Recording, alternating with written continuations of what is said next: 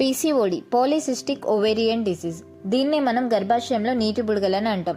ఈ రోజుల్లో చాలా మంది గర్ల్స్ అండ్ ఉమెన్స్కి పీరియడ్స్ ఇరెగ్యులర్ అవ్వడం, వెయిట్ ఎక్కువగా పెరిగిపోవడం, ఫేస్ పైన unwanted hair growth, pimples, hair fall, baldness, మేల్లాగా బాల్నెస్ రావడం, ఫర్టిలిటీ ప్రాబ్లమ్స్, ఇలాంటి ఇష్యూస్ చాలా ఫేస్ చేస్తున్నారు.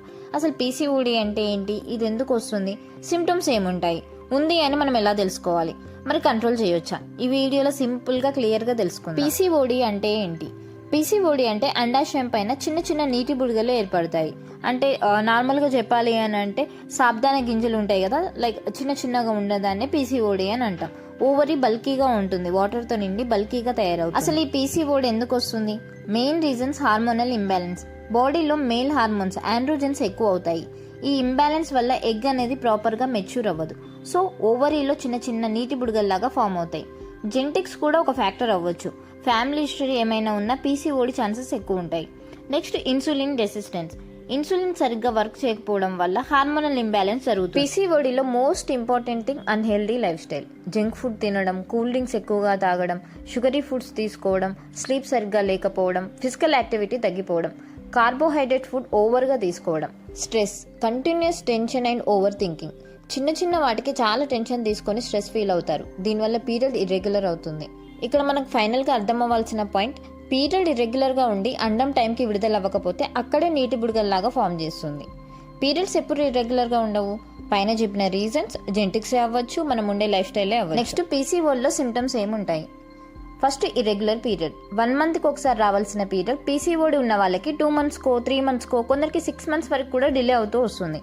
హెవీ బ్లీడింగ్, అండం సరిగ్గా విడుదల అవ్వకపోవడం.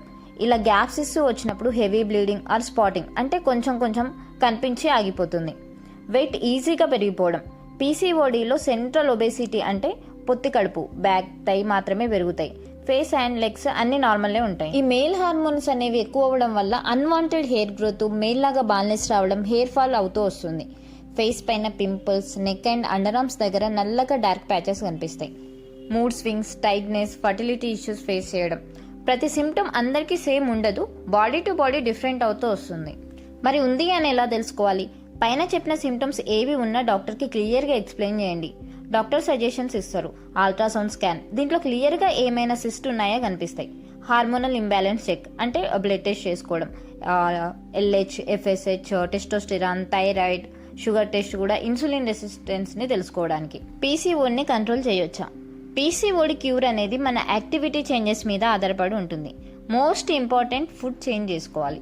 Healthy food, green vegetables, fruits, whole grains, brown rice and millets, nuts, seeds, protein food అంటే పప్పులు, ఎగ్స్, పన్నీరు. మరి ఏ ఫుడ్ అవాయిడ్ చేయాలి? ఫ్యాటీ ఫుడ్స్, షుగరీ ఫుడ్స్ తగ్గించాలి. మైదా, వైట్ రైస్ మానేసేయాలి. రైస్కి బదులు బ్రౌన్ రైస్ తీసుకోండి. కూల్ డ్రింక్స్ టోటల్గా అవాయిడ్ చేయండి. Junk food, fried food, bakery foods, chocolates ఇక మర్చిపోండి. వాటితో వచ్చేది ఏమీ లేదు, ఎక్స్ట్రా హెల్త్ ఇష్యూస్ తప్ప. Daily exercise, morning 1 hour, evening 1 hour. ఇంట్లో పనులే ఎక్సర్సైజ్ అవుతాయి అంటే కుదరదు. పీస్ఫుల్గా యోగా, సైక్లింగ్, కొన్ని హోమ్ వర్కౌట్స్, వాకింగ్ చేయండి. చెమట రావాలి, అలా ఆటోమేటిక్గా వెయిట్ కూడా తగ్గిపోతుంది. ఎస్పెషల్లీ బెల్లీ ఫ్యాట్ తగ్గించాలి. ఇదే పీసీఓడిలో game changer. Stress control, overthinking ఆపేసేయండి. ఏది అవ్వాలో అదే అవుతుంది. మీరు అన్నిటికీ ఎక్కువగా ఆలోచించి హెల్త్ పాడు చేసుకోవడం ఎందుకు? ప్రాపర్గా నిద్రపోండి, మినిమం 7 to 8 అవర్స్ అయినా. మెడిటేషన్ చేయండి హ్యాపీగా. మెయిన్ థింగ్, డాక్టర్ గైడెన్స్ తప్పనిసరి. మీ మెడికల్ సిచ్యువేషన్ని బట్టి హార్మోనల్ ఇంబ్యాలెన్స్కి హార్మోనల్ పిల్స్, షుగర్ కంట్రోల్ కోసం మెడిసిన్స్ ప్రిస్క్రైబ్ చేస్తారు. పీసీఓడి అంటే అంతగా భయపడి ఫ్యూచర్ ఏమవుతుందో అని కంగారు పడి ఇంకా స్ట్రెస్ పెంచుకోకండి. Discipline, patience, lifestyle change ఇవి ఉంటే నార్మల్ లైఫ్కి కూడా మళ్ళీ రిటర్న్ అవ్వచ్చు. ఇన్ఫర్టిలిటీ వాళ్ళకి ప్రెగ్నెన్సీ కూడా పాసిబుల్ అవుతుంది. ఈ ఇన్ఫర్మేషన్ మీకు యూజ్ అయితే వీడియోకి లైక్ అండ్ సబ్స్క్రైబ్ చేయండి. పీసీఓడి మీద నేనేమైనా పాయింట్స్ మిస్ అయ్యి ఉంటే ప్లీజ్ కమెంట్ చేయండి.